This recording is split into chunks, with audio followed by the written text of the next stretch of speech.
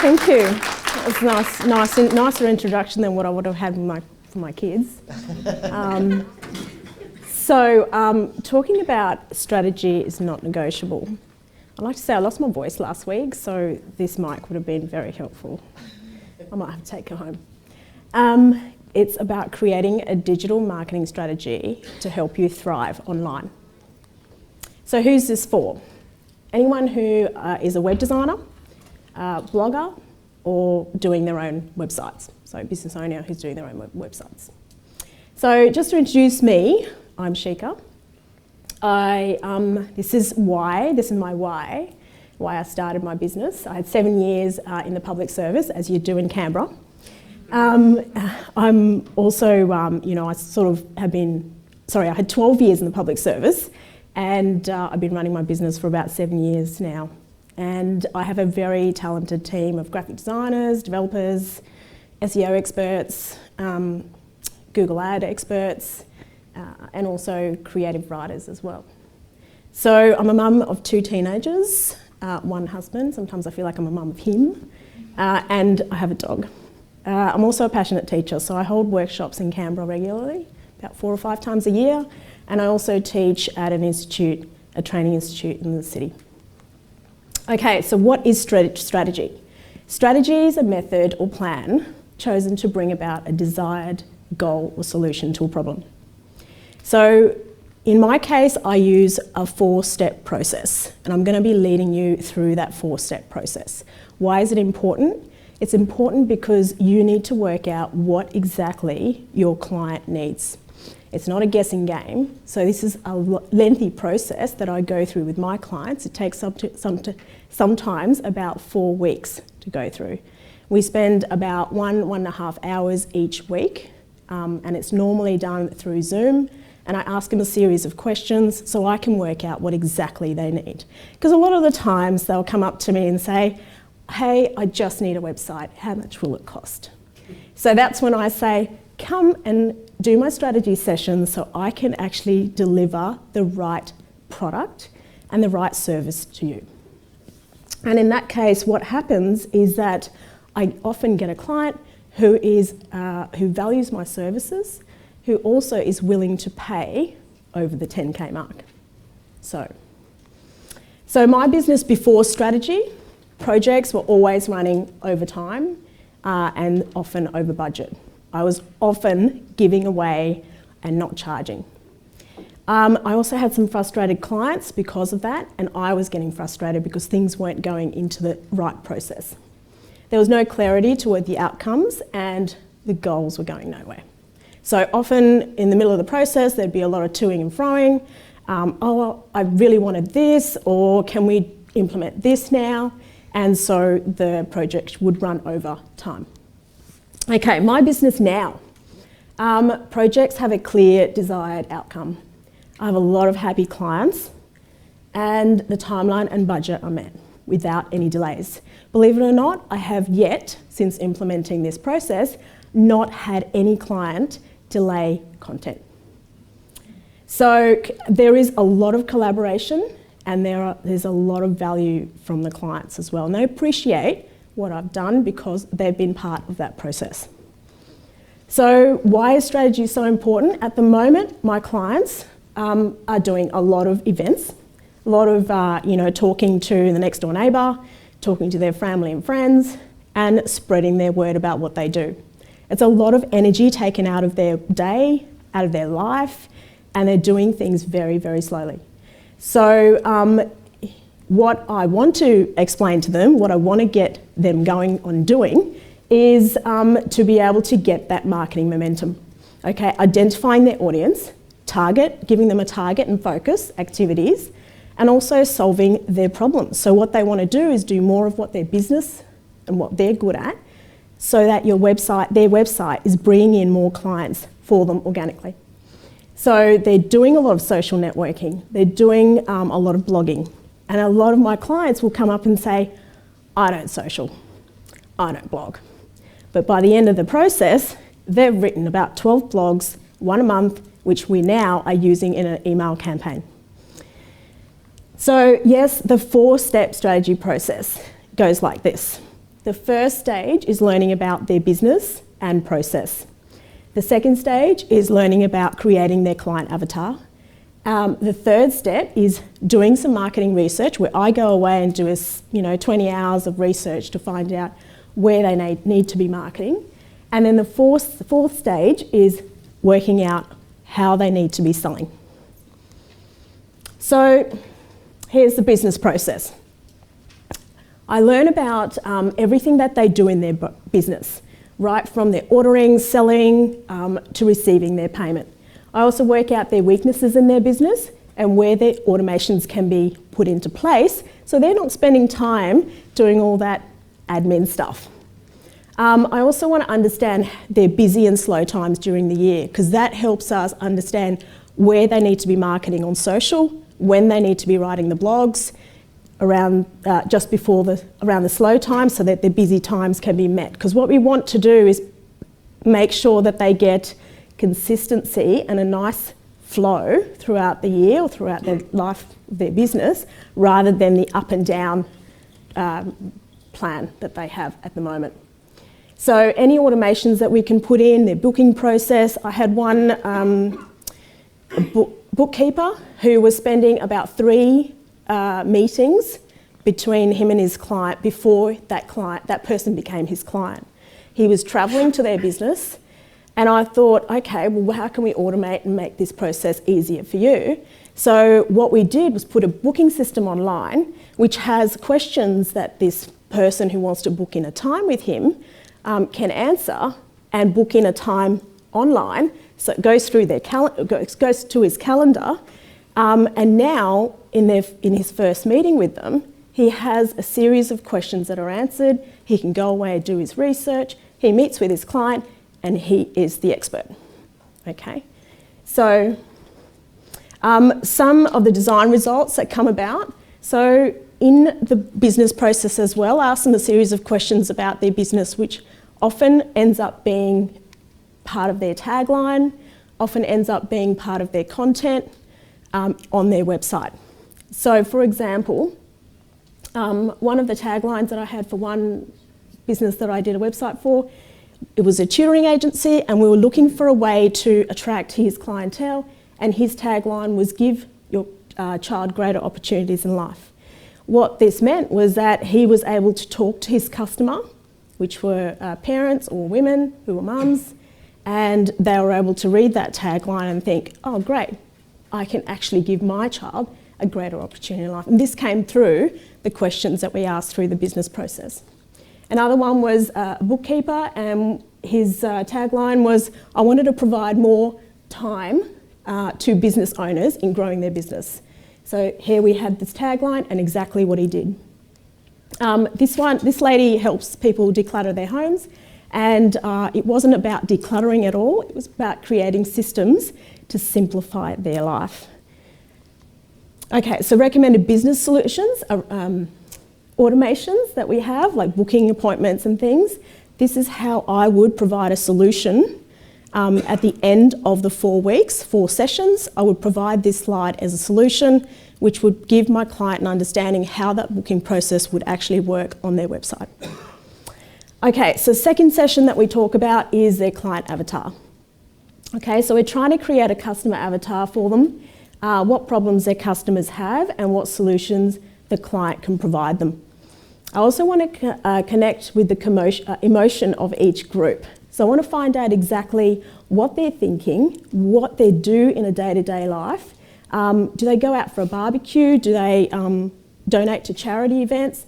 What do they actually do? So it's not about finding out all the time where they live and how old they are. It's also about catching their emotion.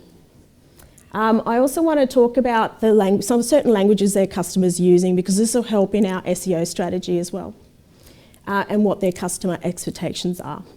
So for example, one of my slides that I'd show on the solution is this one. So I'd talk about exactly who their customer is, not just the age, but we want to know where they live, but we want to know what they're actually thinking and doing in their day-to-day business life. Okay, so marketing without data is like driving with your eyes closed. absolutely true. This is our dog, by the way. He loves to sit in the car and go for a ride in the car. Okay, so what I'm trying to say here is that without doing that market research, you're not going to be able to understand where your client can actually be on social media, can actually be blogging. So it really is important to do that market research because we need to understand what their competitors are doing and how they can marry that or match that or do better. So we need to understand and define their marketing avenues through this research. And this is where I go away and do something like 20 hours of research and bring back slides to my clients and show them where exactly they need to be.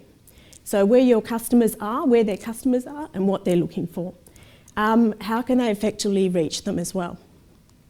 So, for example, these are the certain marketing tactics that they could be doing. They could be doing some SEO, some email marketing, social media, some content marketing. Of course, they need to have that website developed as part of their marketing strategy. They could be doing Google pay-per-click. And all of that is really important for them to succeed in their business online. So one of the examples that I have here is my spreadsheet that I show them. Okay, so for example, I would go into I'd be plugging in some keywords here, and that will produce these results, and these are the results that I show my client around the third meeting when we talk about the marketing research. So these are all the results from Google, or some of the results from Google that I want to discuss with them. So here I would also show them Google listings. Okay, we'd talk about how their Google My Business page is doing. We'd also talk about where they are on social. Then I'd get an SEO plan done. We'd talk about the keywords, and this is all from using two tools, which is Moz and SEMrush. So these are some of the things that we talk about is their competitors, what their competitors are doing online and where they need to be. So these are just screen dumps that I've entered into an Excel spreadsheet. It's a standard Excel spreadsheet. All I change is the data in there. And I will actually go through the third session with them, showing them this spreadsheet. Okay, it's got all the data of the keywords, it's got what their competitors are doing, if they're actually paying for Google Ads or not, and where they are on social media. I also talk about their funnel, okay, their how much money that they want to spend on marketing, and this is all by entering in fields, these data in here actually changes the amount in the revenue impact. Okay, that shows to them what they need to be spending on an annual basis to get whatever return on the investment that they're getting. So this gives them an outline or an understanding or a guide to see how much work they need to be putting in to what they need to be getting. Okay,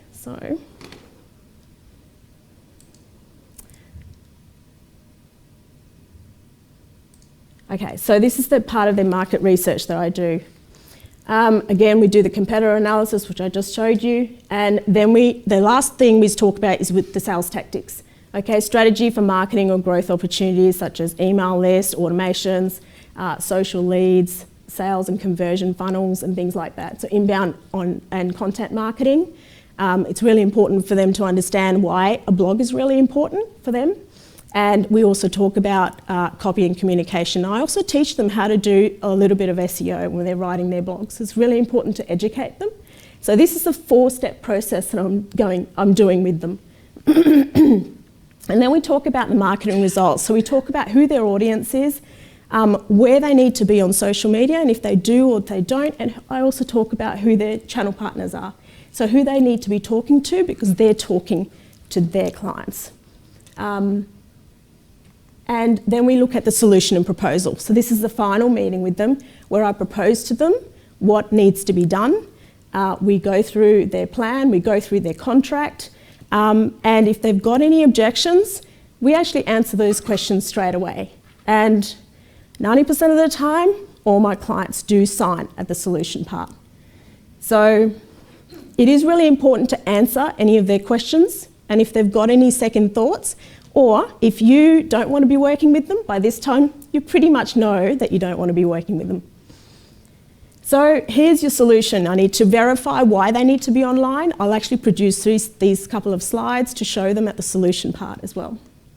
And I'll also show them some recommendations for their website so they can understand what they're going to get. This is part of the proposal as well, so this is added into the proposal, but so long as they understand what they're going to get at the end. Suggested layouts as well. This is all part of the solution again, these slides. So we've actually gone through, or I've actually gone through some of their competitors. I've gone through some slides that some sites that I like and not like. We've already had a discussion about what their site will or won't look like. By the second meeting, I already have an idea of what their site will look like. So, and this is just to verify why they need the things that they do need. And also directory listings, how important they are for Google and the search, SEO, and I explain and I educate them why it's really important for them to have that. Okay, so then I lead them through the delivery process. By this stage, they're past the strategy and solutions, and when we've signed the contract, they're into the design and the delivery. I also educate them on what the building process looks like. This is also part of my solution slide. So they exactly know what kind of work we'll be doing and when and how that process will look. And I also show them how important it is to have the weekly meetings. It might be a 15-minute meeting, it might be on, often it's on Zoom, and we talk about what victories, what things that need to be done, what we need to do next week, and how the project is looking. This is all about letting them know that we're doing the work for them. They need to be doing something. And at the meetings, actually, we talk about, so I give them a task. So I tell them that they need to be doing blogs. So I give them one task each week. And that's where the content never, ever gets delayed. So by the time that we've come to the design or we've finished the design, we've already got content all on the design phase. So it's really important to let them know that they need to do certain things to get their project moving as well. So it's not just all up to me and my team, it is also for them to understand what they need to do. I also give them a project timeline, so this is part of the solution presentation as well. So they understand what kind of timeline. This is an estimate, but they need to understand it. And if there's any questions, answers, we are normally going through them during that solution presentation. This normally takes about an hour and a half, and they're pretty much happy with what they've read and what they're going to receive, and we sign off on the proposal. So, and the work plan kicks off. So, yeah, that's it. So, any questions? We're really ahead. I must have been like talking really fast.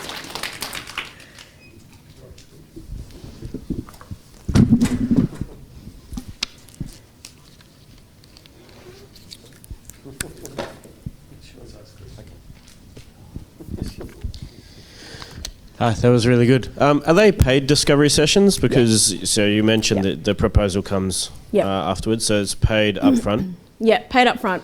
No, no hesitation. Yep. Yeah. It's, because they get a deliverable at the end of that as well, right? Absolutely, absolutely. But they're not going to get the design. No. They're only going to get a solution, but they're going to get that solution that will work. And this is the proof why it will work.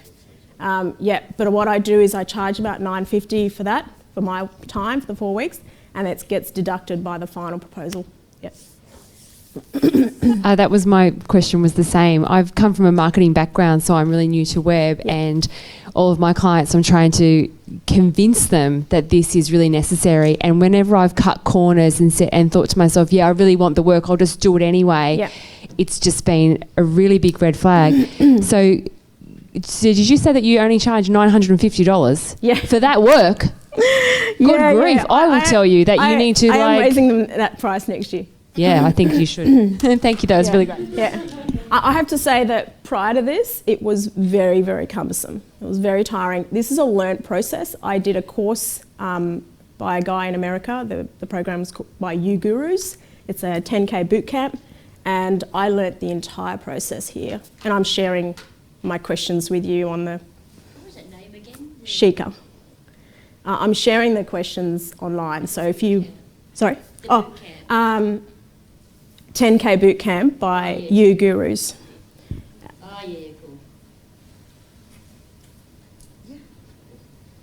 How do you deliver bad news to a client?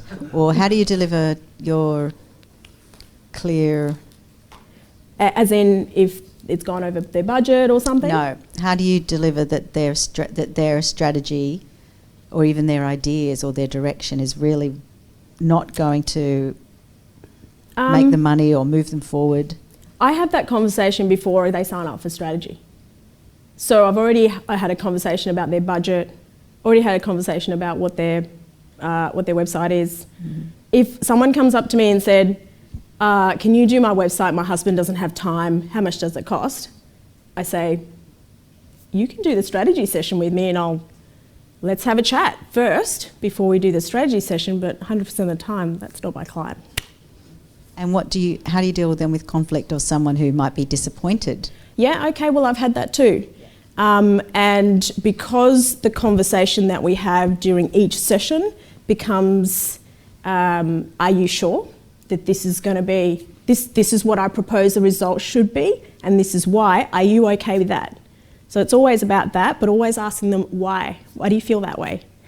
You know, why do you feel that your clients aren't the right clients? What's stopping you? For it's always comes back down to who they are, what they believe about their business, mindset stuff. So I'm kind of coaching them through the whole process.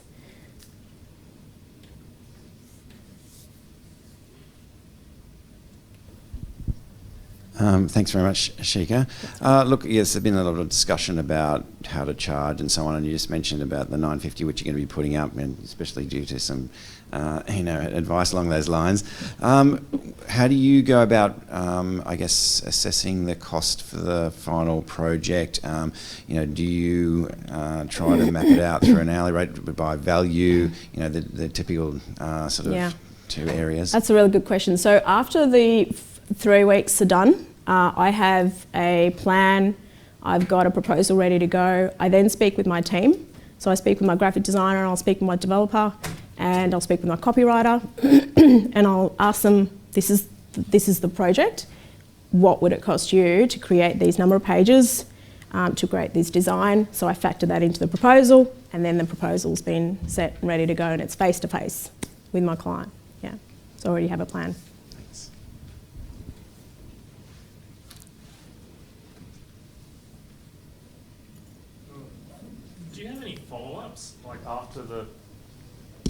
Do you have any follow-ups after the project's completed?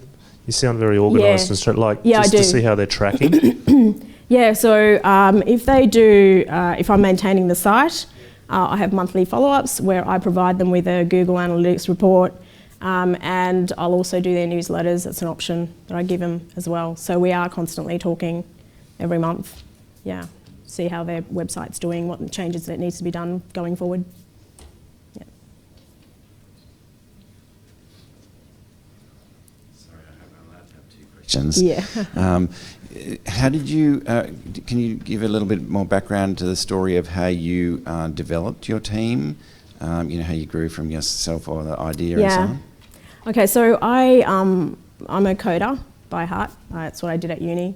And for the first 4 years of my business, I did everything, designed the code, and it used to take me forever to complete the site. And someone had said to me, why don't you start hiring? And my biggest fear was I was able to give the design away because I'm not a designer. I was like, okay, I can do that. But it took me a while to find a developer because I was not ready to give that away. It was what I was good at, and I could do it. I didn't have to talk to anyone. And when I hired my developer, I was checking his code for the first probably 6 months. I was thinking, this is not good relationship. So I then improved that process and wrote out what I really wanted that developer to use. What plugins, tools, where I wanted to be hosted, how I wanted things to work. And he introduced me to a lot of editors as well at that time because I wasn't using any editors till then. So we had a process. We had a good relationship there, and I'm ready to hire my next one now. So I have a plan, already have the tools that I need to use, and how I need to work with them. So now I'm the strategist. I guess I've moved away from that doing the work, and this is what I love doing with my clients, just thinking of ideas, plans that will work, why they'll work, what they will create, and seeing their businesses grow. And often my clients will change their mindset through the 4 weeks. So if they're complacent, constantly complaining about things that are not working, their clients, or whatever the case may be, by the end of the 4 weeks, they're not. So that's what I love doing.